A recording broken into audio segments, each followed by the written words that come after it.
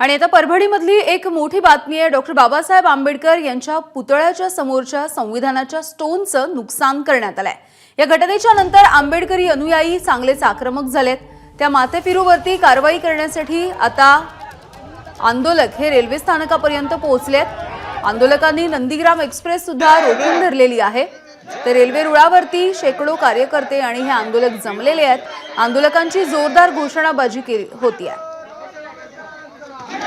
पंकज क्षीरसागर आमचे प्रतिनिधी आपल्याला अपडेट्स देत आहेत। पंकज, काय नेमकं सध्याचं तिथलं वातावरण आहे?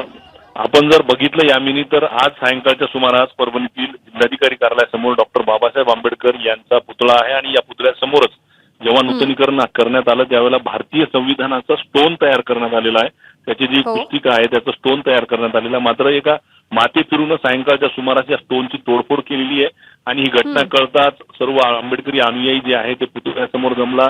मोठ्या प्रमाणावर आक्रमक हा सगळा जमाव झालेला आहे आणि महत्वाचं म्हणजे या जो काही माती फिरू आहे याला चोप देऊन पोलिसांच्या स्वाधीन करण्यात आलंय। मात्र त्याच्यावर कडक कारवाई करण्याची मागणी या सगळं आंदोलकांनी केलेली आहे।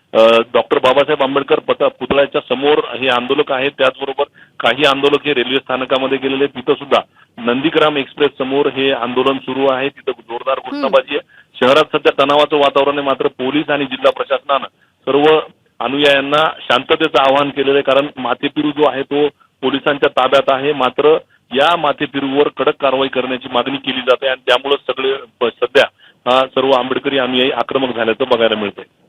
अगदी पंकज, त्यामुळे पोलिसांच्या ताब्यात असणाऱ्या या माथेफिरूवरती नेमकी काय कारवाई होणार हे बघणं महत्त्वाचं असेल। धन्यवाद या माहितीसाठी। एबीपी माझा, उघडा डोळे बघा नीट।